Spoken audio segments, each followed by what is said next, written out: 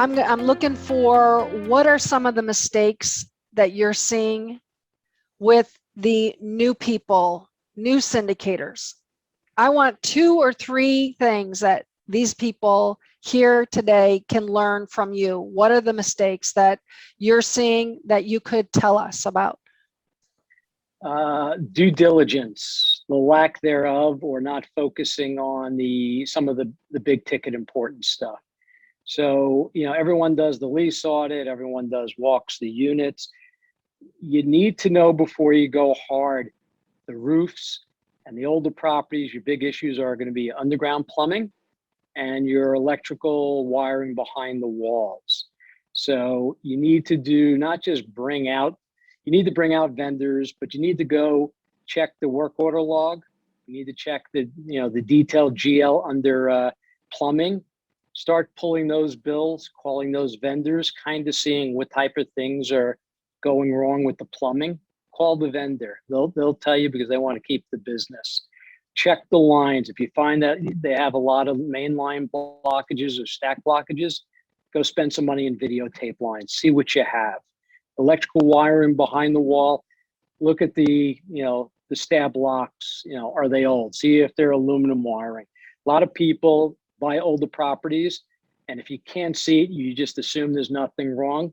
But I have plenty of properties, especially in Texas, where behind underground there's just a lot of old piping, galvanized steel that just rots over time, and those are big expenses. I would say don't trust the seller, don't trust the broker. Get out there and do as much homework. Go to the local police station. Is there a crime issue? Go to the zoning board or the outstanding code violations. Go through the detailed GL, call up vendors, see where they're booking the expenses. Are they putting it on the balance sheet? Should be on the P&L. Are they putting it below the line? Move it up.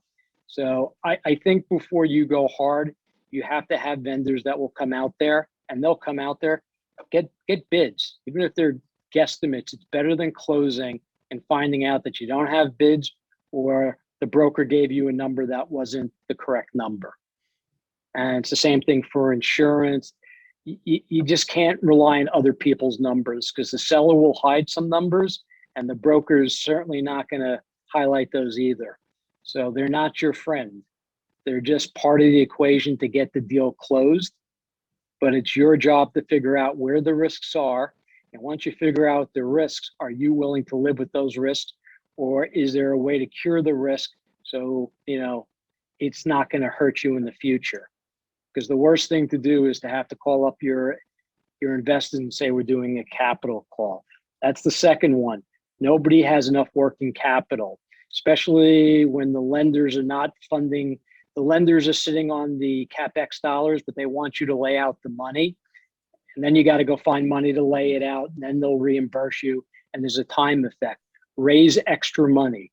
Always have extra working capital for construction issues, operation issues, or things that you didn't think about during due diligence that you said, hey, yeah, we need new door locks on the units. Things do happen. Be prepared for it. Have that extra money around. 2, don't be so aggressive to budget 95%, because the first 60 days, all the deadbeats that the last person kept in there so that your lender is happy with you, you're going to probably have to go evict. Always underwrite something a little less. And it may not make your model work, but it's better not to do a bad deal than to do it. I try to tell people, do not do monthly distributions, but I know it's a big thing. The problem that you have is the vendors don't send the bills on time. The management don't get them in the system.